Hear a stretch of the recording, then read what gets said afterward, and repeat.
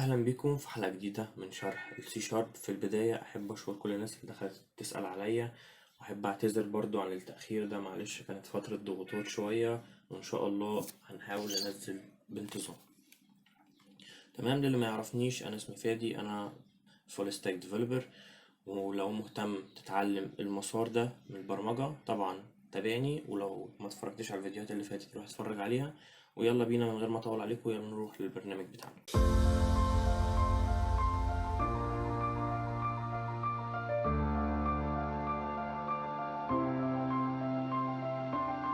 طبعا احنا وصلنا للبرنامج بتاعنا النهاردة. ان شاء الله الحلقة هتكون رقم 12.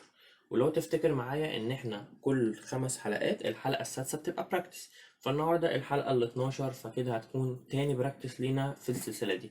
طبعا لو ما اتفرجتش على الحلقات اللي فاتت ارجوك روح اتفرج، ولو اول مرة تشوفني اعمل لي متابعة وما تنساش اللايك والاشتراك. طبعا السؤال هيكون عن ان هو حد هيديك نص قطر دايرة وانت هتديله الدايرة كلها. تمام. علشان تعمل السؤال ده او تحله في الاول هتحتاج ايه؟ في الاول هتحتاج يا دوبك ورقة وقلم، وده هيفيدك بعدين في اللوجيكال ثينكينج، ان انت تعرف اللي انت هتعمله ده محتاج منك ايه بالظبط. يعني محتاج كام variable، محتاج منك كام مدخل، محتاج منك كام مخرج. دي حاجات انت لازم تحددها قبل ما تبدأ في السؤال خالص. تمام، تعالى كده نبدأ معايا خطوة بخطوة ونشوف احنا محتاجين ايه. اولا احنا محتاجين 3 variables. ليه 3 variable؟ اول حاجة الفاريبل اللي هو هيستقبل فيه الرقم اللي الستاك هولدر او صاحب الشخص اللي هيشتغل عنده البرنامج هيديهولك، ده اولا. ثانيا اللي هو باينق او ايا كان اللي هو 3.14. تالت حاجة الرقم اللي احنا هنضرب فيه 3.14 والرقم اللي هو اداهولك في 2. تمام. احنا محتاجينهم الفاريبل ده محتاجينه عبارة عن ايه؟ محتاجينه عبارة عن لا فلوت لا دبل لا ديسيمال.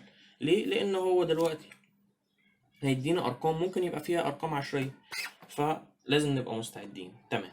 ايه اول حاجة هنعرف؟ طبعا الفاريبل بتاعنا اللي هو دبل. تمام، ممكن مثلا نسميه ده اول حاجة، ده اللي هنعرفه، ده اللي هيستقبل الرقم هيديهولنا. تمام، ممكن مثلا نسميه MRR. بعد كده كوما علشان نعرف variable تاني، ونسميه مثلا مثلا باي او اي حاجة، باي ان تي. تمام، وهنديله قيمة باي ان تي ده 3.14. طبعا نروح قافلين الفاريبل. اخر رقم هنسميه last number مثلا، وده هنروح برضو عاملين كده والموضوع خلص. تمام، دلوقتي احنا محتاجين منه رسالة تطبع له كلمة ان هو يدخل اي رقم. فطبعا سي دبليو دبل تاب وتقول له هنا ايه please insert any number، وتروح جاي هنا الكونسول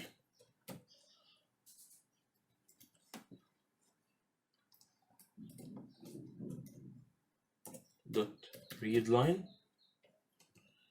وتروح فاتح القوسين بتوعك وتروح. تمام، دلوقتي احنا عايزين الفاريبل ده يجي هنا. يعني ايه اللي الشخص هيدخل لك الرقم هنا يتحول الى الفاريبل اللي هو MRR. فببساطة هنقول له MRR الفاريبل اللي احنا لسه عاملينه بيساوي، علشان طبعا نعرفه عشان احنا عارفين ان الفاريبلز ما بتقراش غير string.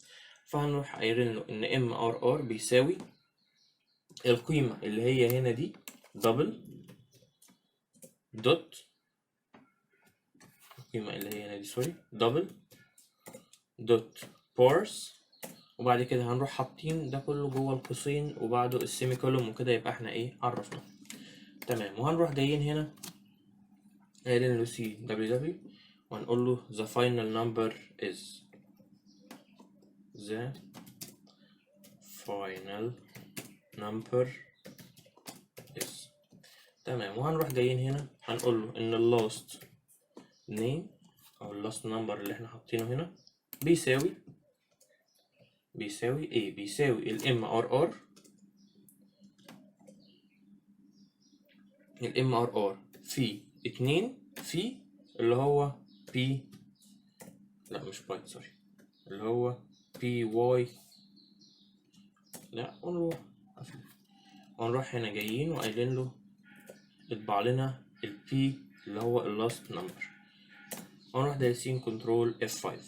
طبعا طلعت عندنا اهي، يقول لك دخل اي رقم. لو مثلا قلنا 12 هيقول لك ان الفاينل نمبر 75.36. وخليك مركز في الارقام دي علشان هنحتاجها كمان دي. تمام، دلوقتي احنا حلينا السؤال الاول، بس السؤال الاول كده مش في افضل شكل. يعني ايه؟ فاكر زمان ان انا قلت لك ان السرعة والكفاءة بتاعة البرنامج بتتوقف على حاجات كتير، منها الاختيارات الصح، ومنها ان الشكل مش ابسط شكل ممكن. معنى ايه؟ يعني الشكل ده ممكن يتبسط تاني. يتبسط ازاي؟ ركز معايا. دلوقتي احنا عملنا variable تالت، تمام. والفاريبل تالت ده خليناه يطلع قيمة هنا، وبعد كده ناخد القيمة دي ونروح طابعينها هنا. بس اسألك سؤال، الفاريبل التالت ده هل هو فعلا ليه لازمة؟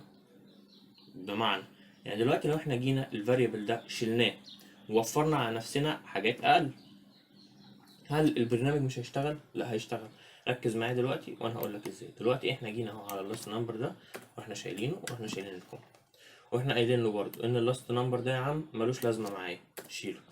ورحت جيت برضو هنا على اللاست نمبر ده ورحت شايله، وخليناه هنا يطبع لنا الام ام ار او الام ار ار اللي احنا كنا عاملينه في 2 في الرقم اللي احنا مدينه القيمة اللي هو بي واي ان تي. وجينا برضو قلنا له كنترول اف 5. طبعا اشتغل اهو. طب نجربه. لو جينا دوسنا 12 هيطلع لك برضو ان هو بيساوي 75.36. وده معناه ايه؟ ده معناه ان انت لازم تفكر في كل سؤال انت بتحله هل ده في ابسط شكل ولا مش في ابسط شكل. ممكن كمان احنا ممكن الدبل دي ممكن نخليها فلوت، لكن لو الارقام زادت خلينا افضل في الدبل.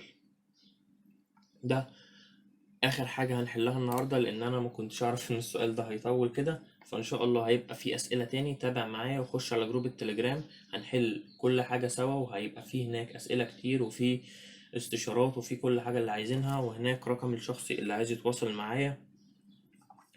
وبس كده. طبعا ما تنساناش من اللايك والاشتراك، ولو عجبك الفيديو ما تنساش تكتب لنا كومنت تحت، واكتب لنا كمان لو عايز تشوف نوعية ايه من الفيديوهات. وبس كده، مع السلامة.